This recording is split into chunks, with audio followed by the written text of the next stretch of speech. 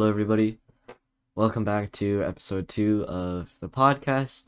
Um, Thank you for taking the time out of your lives to listen to me talk over some things with, my friends or by myself. Today, I actually do have a guest on. That is William Wang. He is a ninth grader and a good friend of mine. So, I hope you enjoy the video, and thanks again. Hello, everybody. I have my good friend William Wang here with me, and we're just going to talk about some things together. Hello, William. Hello, How are you today? I'm good. How are you? I'm good as well. Um, we're going into break next week. Any plans for break? Probably just going to spend time like relaxing and catching up on sleep. Like nothing really structured, just like extra time to hang out. Yeah. I see. Um, like, how much sleep do you get daily, or regularly when you're in school? Right now about like 7 hours, but this past week it's been getting better. I see. So do you have a goal for what your sleep cycle wants to be at, or like sleep time? Yeah, probably like going to sleep by 11:30 and getting at least 9 hours of sleep. I see. Okay. Yeah. Transitioning into a more serious topic. You've heard of the recent events of like Asian hate crimes as well as gun violence in, different parts of the US. Um as an Asian yourself, how would you what's your take on like Asian violence? So I know I'm really lucky to live in Livingston because it's like a really accepting community. So, like personally, I can't relate to a lot of the Asians who have faced like a lot of blatant acts of racism. But I do like I do feel empathy for like Asians across the nation who are going through like these hate crimes, and also especially for the families of the victims of the shooting in Atlanta. The news has like covered a lot of personal stories, and whenever I read them, I kind of feel like I feel sorry for them, and I feel like sad because like their family member was taken too soon from them. Yeah. It's it's a life that you know, sadly is gone forever. And yeah, death is permanent. And yeah, that is a scary part for all of us. You mentioned the shooting in, I think, Atlanta. Um, like, what are your views on that? Or like, what's your thoughts on gun violence in general? Like, do you support like the right to bear arms, or do you think that's a bit too far? I know that like as a result of the shooting, a lot of people are outraged because one of the officers is he said they weren't sure of the um, motive of the crime, and people were saying that obviously it was a racially motivated hate crime. Mm, So like that kind of spurred the Stop Asian Hate movement, and I've seen that movement firsthand because there's been like visuals in Livingston and in communities around Livingston. So it feels empowering because you see like the Asians coming together as a community to support one another, and you also mm, see other people supporting us in our movement. And for gun violence, I think that obviously this shooting shows that it is a problem, and I know that Biden like has been talking about making new laws and regulations about gun violence. I'm not sure. I don't know a lot about that, so I don't know how I feel, but I think there does need to be change. yeah. So then, have you been a part of these, like, I know there's been a protest, like, all across the country, and then specifically in Livingston, New Jersey. There's one at the town center, like, the other day. Were you a part of that? Because I unfortunately didn't get to be a part of that. But Yeah, I heard about it like the day before, and I live really close to town center, so I just went to check it out. mm, And then, yeah, I saw a lot of people there. Um, I went there, came back home, and then my I came with my dad again, and he gave me a poster, and like I held it up at the street for a while, and it was like a really I don't know, it was like a touching experience because there were a lot of like cars driving by, and they were like honking in support, mm. and like it was just really cool to gather as a community as well. Yeah, I think we're lucky as like a Livingston community that we have like a large amount of diversity and that we are a pretty close community. But continuing on that, as an Asian American in, Livingston, New Jersey, have you experienced any like racism or prejudice against you?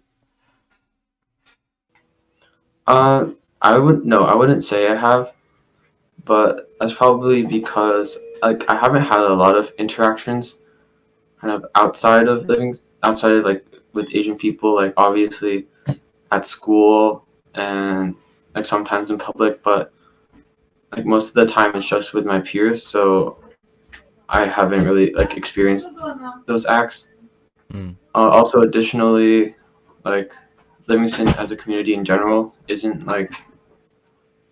like very like aware and is aware, and they just like they support these issues, and like the equality in Livingston is like really good. yeah. Um, have you had any friends who have experienced racism? Um, I know I've had some people tell me like maybe someone came up to them and said something. Um, I know someone said like someone at school, like in gym class they were perpetuating like a stereotype. I think you were in that gym class as well. Maybe. Like I heard about that. They were like mad about something, and they said like, "How does dog taste?" Which is like a stereotype. Oh, that's right. I do remember that actually. Yeah. That was not a fun experience. But continue. I mean, yeah, that's pretty much all I can think of Mm. right now. Yeah, thinking back to that experience, yeah, that was not a good experience. But I don't know why. They just got so angry all of a sudden. And then yeah, out popped, "How does dog taste?" And I don't know. Um for the record, I've never had dog. Actually, I own a dog and I love him very much.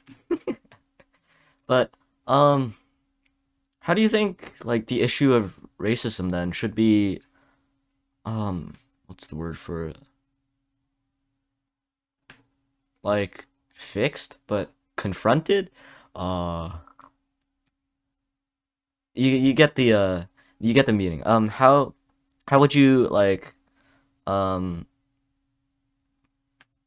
how would you fix racism? I guess. So I know like right now, protests are grassroots movements. They're like the people start them, and I think they've been effective. But like, what they're combating is institutional racism, which stems from the government. So I think there should be action to create new legislation for like to to decrease racism in society. And I know that's starting with some things like the Equality Act. I think they're making like a new Equality Act, and like not only is it race, it's also like LGBTQ kind of. So it's like guaranteeing equality and fighting discrimination for a lot of like minorities.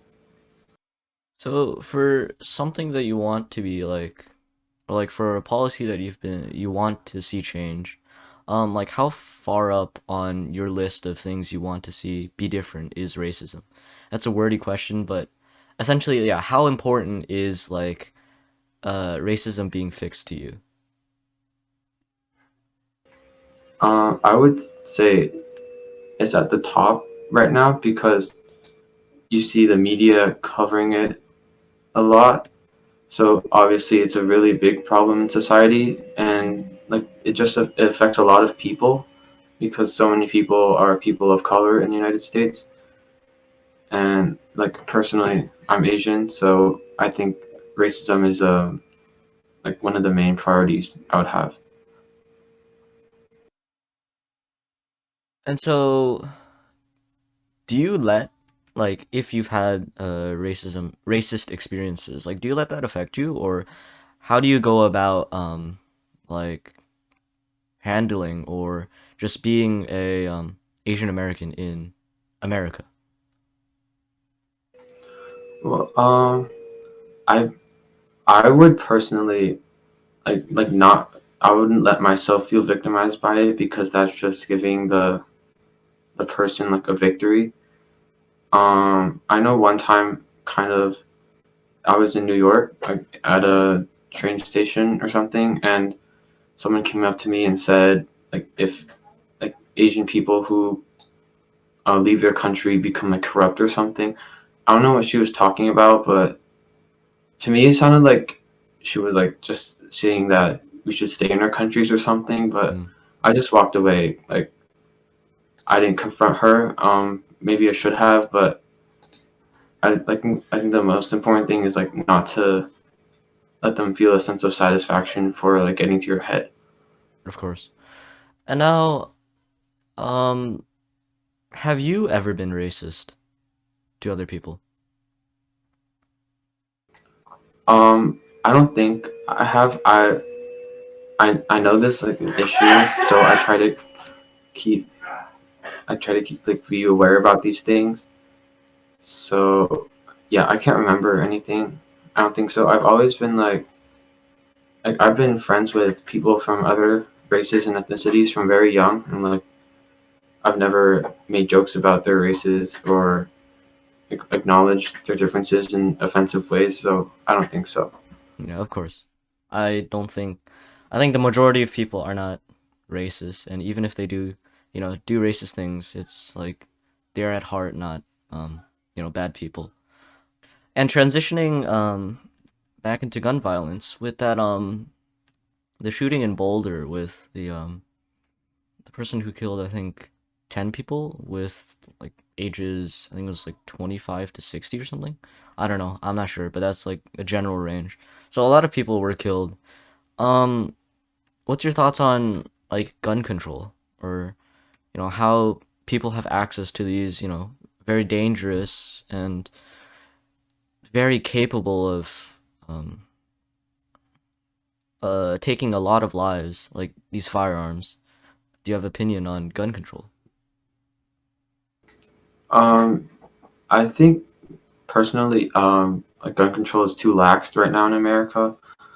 Like there is the Second Amendment, and I guess if you wanted to like not let people not let everyone own a gun or like stricten gun regulations, that would like there would be implications where people would say that you're basically like going against the Bill of Rights. But I think that like background checks and the process should be a lot stricter because right now like it's really easy to just get a gun, and that's basically what's allowing like this violence to continue. So then, how would you kind of change the policy? What would you put in place to really limit the gun use, or would you just ban all, like, assault rifles and keep handguns, or would you just totally get rid of firearms in overall? Yeah, I don't know a lot about gun policy, and I'm not like a lawmaker or anything, but I I'm not sure how I would go about it. Mm, yeah. that's fine. Thank you for the good answers, William Wang, and I think that will conclude our session for today. It is rather short, but I think what we covered is good. And once again, I'd like to thank you, William, for being on the second episode of my podcast. No problem. Thanks for having me.